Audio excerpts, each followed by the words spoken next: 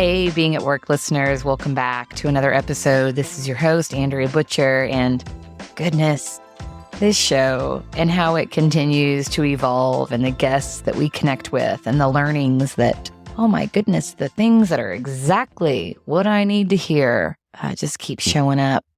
We launched this show to highlight our humanity at work. Leadership is hard and it's all connected. And when I first connected with this guest last year, probably mid-year, she was in the car with her daughter on her way home from her daughter's chemo appointment. And I was very quick to say, oh my gosh, should we reschedule? Without skipping a beat, like, oh no, we do this a lot, she said. And then she told me the story. Stacie Baird is the Chief People Officer at Community Medical Services. But what you really need to know about Stacie is how she's developed self-compassion and such a deep recognition of the need to take care of herself so that she can navigate the pressure cooker experiences of life. As you'll hear in her story, she has navigated significant personal challenge over the last year. She's continued to podcast. She's continued to serve as an executive. She's continued to be a mom and a wife and do lots of other things. And she's learned so much about herself and her leadership in the process. Check it out.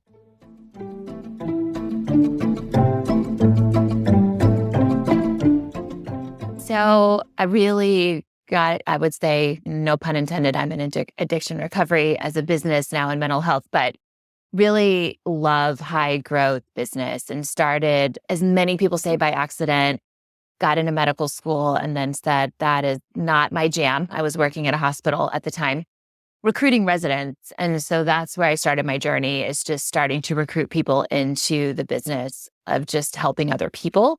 But identified pretty quickly when managed care was subsuming the healthcare system back in the late 90s that I didn't want to see people 15 minutes apart and jam people in and out of my practice. It just didn't feel good to me. It wasn't aligned to the work I wanted to do. So I started down this road, and I always tell this story. Somebody said, oh, you want to work in HR? I was like, no, those are the angry people in the basement by the morgue. That's where they were in the hospital I worked in. And they were angry at the universe. I like the stuff I do, which is talking to people about new opportunities. I don't know what they do, but it looks like they don't love their jobs. So I went into recruiting first and just started down the road there. And then one of my clients asked me to come to his company that he was building in Sunnyvale, California, to build an HR team. And again, I was like, I don't know how to do that.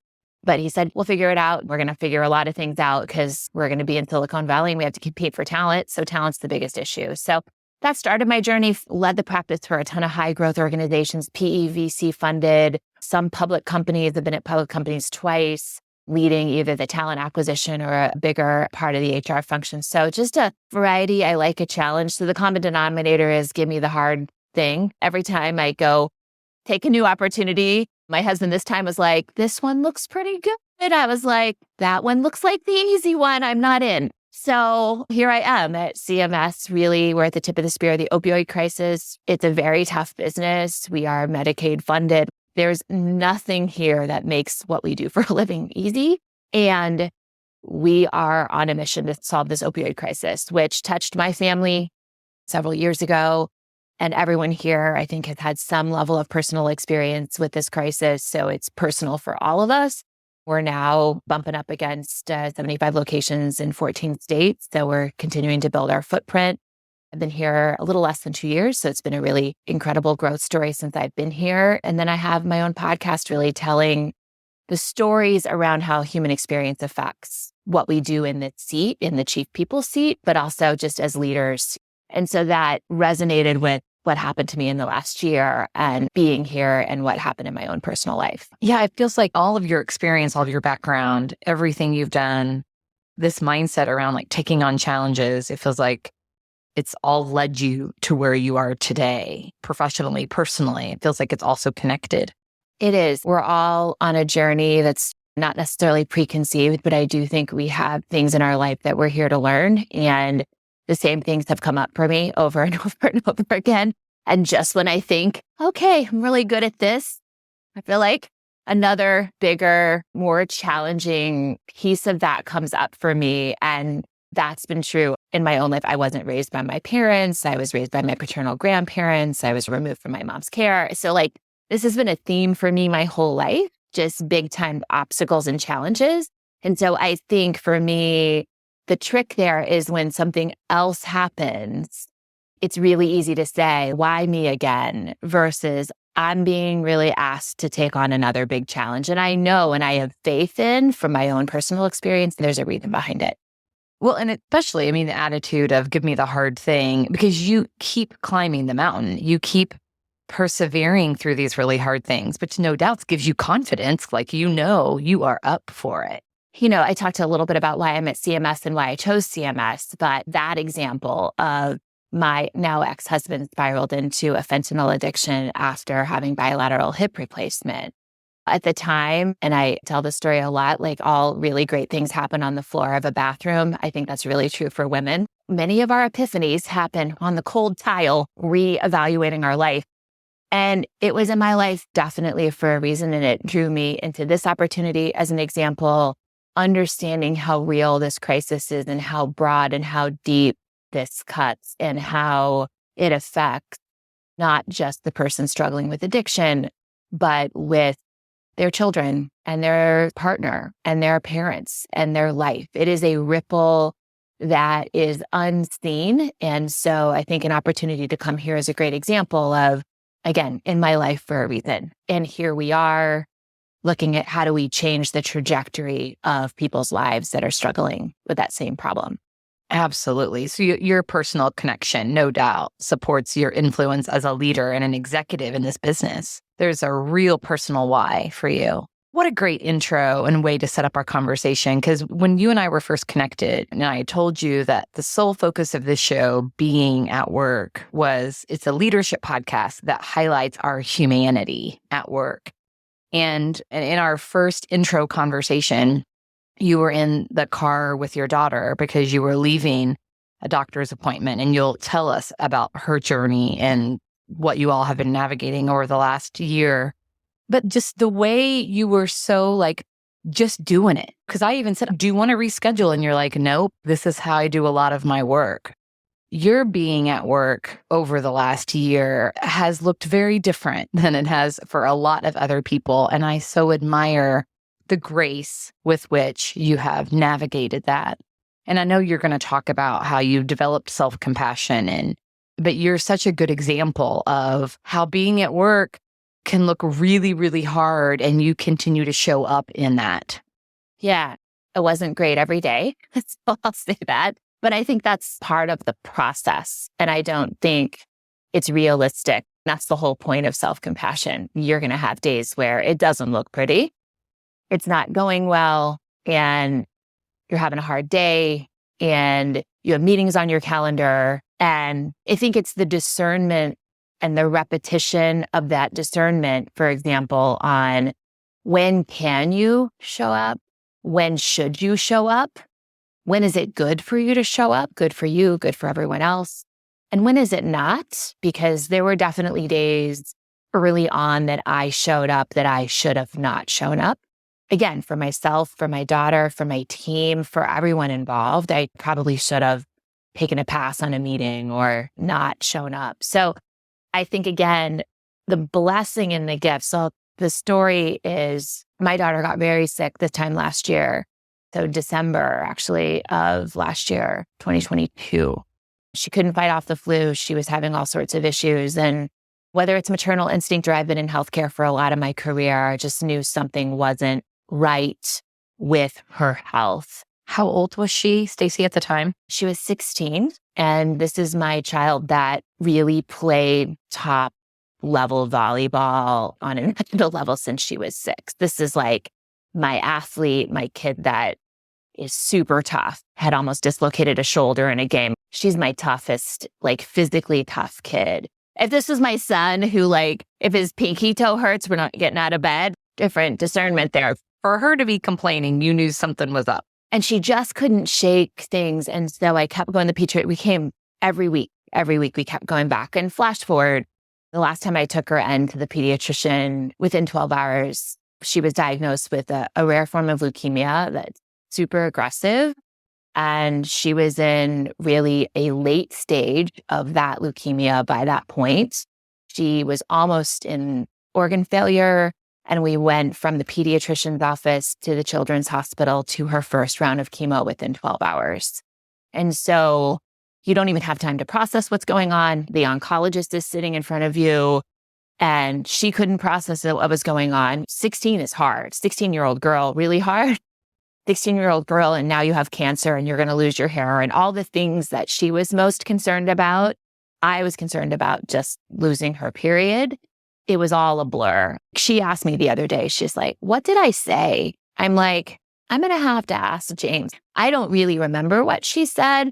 I remember we were just both in a state. I assumed it was leukemia or lymphoma about probably 5 or 6 hours before they came and told us, just given the test that they were running. But again, the blessing and the curse of being in healthcare, I was reading the tea leaves. And then from that point forward, she was inpatient for 30 days. And then she had 5-day-a-week chemo for 9 months, having to navigate through all of her teenage stuff about shaving her head and all the things that she was navigating, as well as navigating the reality of the chemo that she was having was incredibly aggressive and she was very, very sick. So I tell this story quite a bit about that 30 days was a lot of practice, lots of things, but I really found this Kristen Neff and Chris Germer's work on self-compassion. I had found that work probably about 6 months prior to that. It's a 3-step process. It's pretty simple. This is why I think if we don't cultivate our own human experience, we can't really do anything for anyone else, because this is all about yourself and not self-care and going to a spa day. Like, that wasn't going to help me. What was going to help me was I drove to that hospital every day for 30 days and I had to make decisions along the way. What could I handle today? How did I curate my morning to show up for my daughter in a positive and inspirational way for her as soon as I walked through that door when she was having her worst day of her life, and walking through the hallways of a children's hospital where you're on a cancer ward and all the things you see, experience, and feel, all the parents you interact with, all the kiddos that you see, all the things. Like, it's this microcosm of how do I navigate that today? So waking up every morning and saying, what do I need today? Do I need a workout, or did that feel terrible? I'm a workout person. I've taught cycle and aerobics for 26 years. I love a workout, but there are some mornings I wake up, I was like, that sounds like the worst thing ever.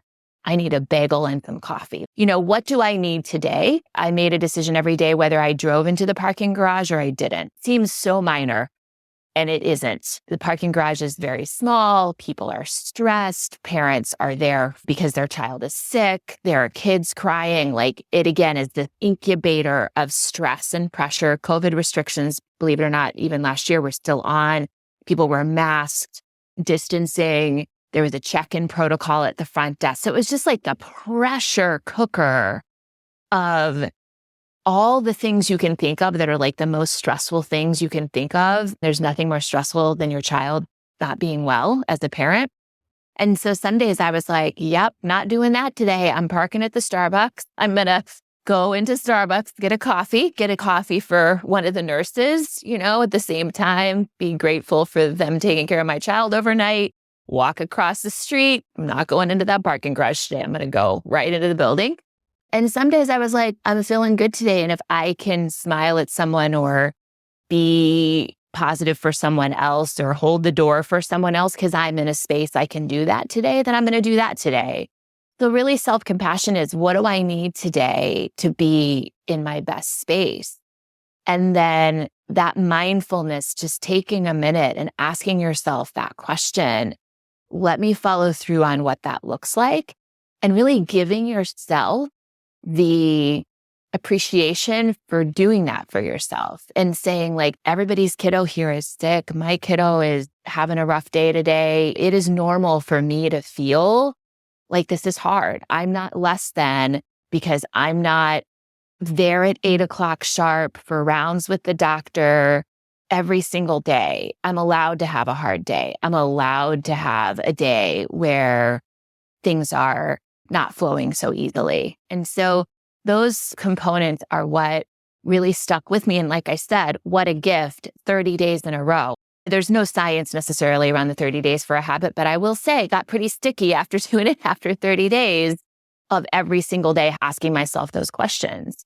And then when she transitioned home, it really wasn't any easier. We drove her 30 minutes each direction for chemo every day, Monday through Friday, and you're walking into the same stuff. You're walking into a peds unit, an oncology unit at a smaller location. So yeah, it was lots and lots of days in a row of asking myself those same questions. Well, I suspect her transition home came with a new set of challenges then. Absolutely. Because then we're worried about she was immunocompromised. And I have 2 other teenage girls at home that work in service industry jobs and go to school. And how do we keep everybody safe? So yeah, there's a level of fear that came with her not being in the bubble, for sure. Her being in the bubble was sometimes easier, even though it was not as easy on me some days. It was better for her. Now, the social isolation for her was not awesome. So I will say at 16, to be able to allow friends that were not sick and could wear masks to come and see her. She got no visitors at the hospital, 0. If you know teenage girls, like that's worse than everything else, is having no interaction. Everything came with blessings and everything came with hard stuff every single time. And so I think that the lessons that we learned in that is it's just different blessings and different hard, depending on the circumstance. Which is why that taking it day by day and what do I need today? Because conditions were changing. The variables were different. Circumstances were different. That day by day really served you well. If you know anything about being a caregiver of somebody who is struggling with something that's that serious, they have good days and bad days too. She'd have really good days and she'd have days where she was not good at all. And what you think is going to happen is never what's going to happen. So like the days I'm like, okay, we're off chemo for a week. This is great. You're going to be great. She was so much worse those weeks because she wasn't getting IV meds for nausea and other things. So the weeks she was off of chemo, I'm thinking in my mind, great. It was horrible. She was super sick. And like you said, just every day waking up and going, what do I need today? What does she need today? I can't control what today looks like. I'm going to do my best to show up and I'm going to just communicate with my team. Like, we're having a bad day today, guys. Can I get your help here? Can someone help me there? Or I'll be on this if I can, but I can't commit to being there. Or it's a good day, guys. If you don't mind, can I reach out and grab some one-on-ones with you guys if your calendars are open? Because we're having a good day. Let me touch base with the people that have been reaching out. So it was really created a level of flexibility on our team as well. We have a really good team and everybody really had each other's back. It was a gift as well. Well, and that, it goes back to your, do I show up for this call? Do I not? Because you continued to serve as an executive. You continued to podcast. You continued to do all the things, be a wife, be a mom to other kids. So I imagine it was like, whatever you're walking into, how can I show up? Given everything that's going on with me. And then the support around you as well. Like you said, delegating, shifting, a lot.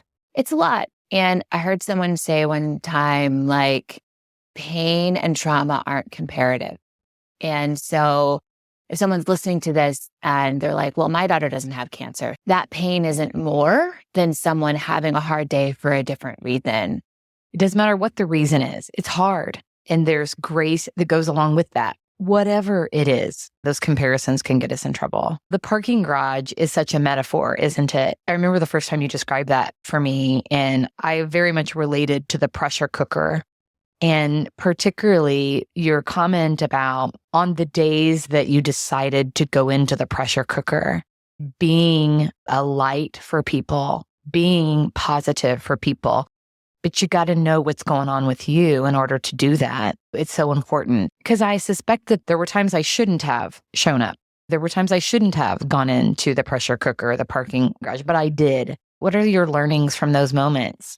As a mom, as an executive, as a leader, I have spent a lot of my career setting aside my own needs to really try to help other people. And an interesting question I got a lot is, you're going to still do the podcast? I'm like, that is my creative outlet. That's my connection with other people. That's my ability to learn new things as I have conversations with other people. And every time last year a guest would come on, I'd like, well, thank you for giving me exactly what I needed today, because you delivered exactly something that I really needed to hear and learn. So I think creating space in your car, the music I would play, or am I in the mood to listen to something that's a podcast that's more fun, or do I want to listen to music today? Those are the very minor decisions that we make. Or is this an opportunity because I have a 45-minute commute to the hospital? Do I call one of my friends that's in Toronto that I never get to talk to because she and I can now connect because I have 45 minutes? So really trying to reorient that time in the car as a gift for myself as well, instead of a burden, because you could take that trip over and over. Same thing when I started driving. For anybody that has kids, there's this moment that happens when they get their driver's license. Our youngest, Holland, is about to get her driver's license next week. There's a little bit of sadness. You don't spend time in the car with them really anymore. And so Joss was 16, so she had had her license for almost a year when she got diagnosed. And so those trips, the chemo, ended up being the most time I had spent with her in a long, long time. And the time in the car. Now, sometimes she was asleep and wouldn't even speak to me because she was emotional and hormonal and all the things. And some days she was really talkative and telling me all the things and how she's processing this or what's happening for her. And so I think people say words like gratitude or be grateful or understand abundance, and we use that terminology, but all it really means is taking every one of those experiences as an opportunity. You can view it as an opportunity and a gift, or you can view it as a burden. And so this was an opportunity to reconnect with my daughter. And then, as her treatment went on, it actually created other opportunities. Our son Dayton picked her up sometimes. Sometimes my husband picked her up. Sometimes her dad picked her up. Sometimes her friends were on spring break and we got a waiver for some of her friends to come and pick her up, and they could see what she was going through. And it allowed people to be in her world. And although she always, many times, preferred for me to be there as a mom, right? Like everybody gets that. I think she also really appreciated how other people showed up for her. She understood, like, I was trying to navigate all the things over months and months and months of time. It wasn't a short period of time. It was a very long period of time. She started to really also understand and appreciate other people were coming and helping too, helping me and helping her. When I imagine the insight that all of those people got too from the experience, the learnings they had, a lot of small win opportunities along the way that you took advantage of. Yeah, there was a little girl, I think I did a Freedom Friday post about this, that there was this little girl that was there every Tuesday that we went into treatment, and she only had treatment once a week, but she was maybe 5 or 6, and she always wore these headphones that had little kitten ears on it, her little bald fuzzy head, like she's the cutest thing. And she loved Jocelyn. She was so excited when Jocelyn would walk in, and she said to me one time, "She is so beautiful." And I think for Joss, sometimes that was hard, that was heavy, that was a lot. But one day, Jocelyn was upset that day because a boy had said something mean to her at a party, and that Jocelyn looked like a boy. And the same girl was like, "Jocelyn, that boy is just stupid. Like, he like to have the shoe on the other foot." She was like, "Listen to me." So to your point, those were all really organic gifts.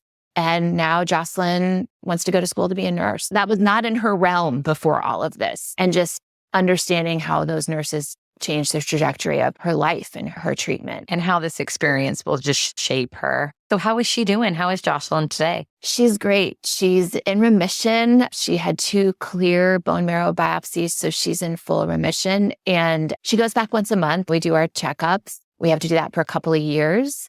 And yeah, she's looking at what's next. Where does she want to go to nursing school and what does she want that to be? So she's finishing up high school. She's a little behind, as you can imagine. So we're trying to chip away. And then she's back at work, and she worked at Subway before she got sick. And this is a testament to the labor market. Like, she walked into a Subway, a different Subway, and they were like, "Let me understand, you already know how to do this stuff." And they hired her without even interviewing her. So I think that's just normal, like starting to feel normal. I'd like for her to go away to school to have back some of what she missed around normal.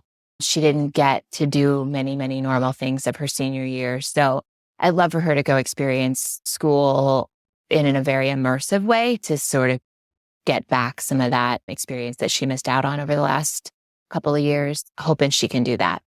And you referenced your Freedom Fridays. Was that something that you started doing? And tell us about the Freedom Fridays. So interestingly enough, I started it before this all happened because we have a town hall every Friday, a live town hall at CMS. It's a gift and it's very challenging because it's an open with all employees. So all 800 plus can dial into this and ask any question they want. We don't censor. All the questions you can imagine, those are all the questions I'm getting on town hall. Why is this? Why is that? This is unfair. And so one of the first steps to self-compassion for me was I work out really hard almost every day. So Freedom Friday, I started going on a hike every Friday, 10 minutes from my house. I have a trailhead. And I said to myself, what do I need today? Do I need a hard hike or do I just need to meander and take pictures? I do photography. Do I just take pictures today? So to really be in a space by the time we dial into town hall at 9 a.m. where I'm in a good place, what's going to help me show up for this town hall, positive, refreshed, open, viewing feedback as a gift, seeking to understand how do I get myself there? And so that's where Freedom Friday started, and just taking the opportunity every Friday morning to do what I feel like doing, not what I feel like I think I should do. And really feeling like in my body and in my soul and in my mind, what's going to move me into a better space. And so I've been doing that, it's almost been 2 years. And that's what's built kind of my LinkedIn growth. And I think that really resonates for people. Like before you go into your weekend, what do you need to do on Friday to get ready to disconnect? If you're a Monday through Friday person or the last day of your work week, what's going to help you check the boxes, or what are the things that you can do today so you can close your computer at the end of the day and go, I'm good, I'm out. And you started this a year before anything happened with Jocelyn. So I think about too, just that discipline around how am I going into my weekend so prepared you for every moment, didn't it? Every day. 100%. Yeah. And I did Freedom Friday the week she got diagnosed. It was the hardest one. I cried the whole time. But I get on here and I talk about this stuff. And when you really need it is when you really need it. We practice it because you need it when you need it. And that week, I needed it. Yeah, you needed it. It's like batting practice, isn't it? Getting prepared for the big game over and over and over. Stacie, I hear the intentionality with which you're living your life. You started with you're up for the hard things. And you're up for the hard things because you're preparing yourself to respond so that you're not reacting to the shit, to the emotion, to the challenge, to the pressure cooker. You're getting yourself in a position where you can respond to it all. That's the goal. Joss would ask me many times why. And I said, baby, God, the universe gives only the most interesting, strong people the hardest challenges. And that you would not be very interesting if you didn't do hard things. And again, if you think about the most interesting people you've ever met, they have big stories and big challenges. And so I think after navigating stuff prior, it's like, why this? Why this now? It would be a really easy question to ask yourself. It is about intentionality every single day. And some days that's easier than others, obviously, but doing our best to do that. Yeah. And why this? Because you are up for it. That's the big takeaway. Preparing yourself for those pressure cooker moments. Thank you for sharing your story. Thank you for highlighting Jocelyn and her story. It will be fun to see how this shapes her experience, just as it's having her think about her career differently now. We're all better having heard her story and how you've navigated it all. So thank you so much. Thank you. I appreciate that. If our listeners want to connect with you, Stacie, and learn more about the Freedom Fridays and all the great work you're doing, what's the best place to find you? So LinkedIn, I'm on Instagram, but I'm also, the HX podcaster on LinkedIn, but also staciebaird.com is my website where all those links are and live. We keep up to date. So yeah, absolutely. If you want to find me, that's where to find me. Awesome. Thank you, Stacie. Thank you for joining us for this episode. Please subscribe wherever you listen to your podcast to never miss a Being at Work story.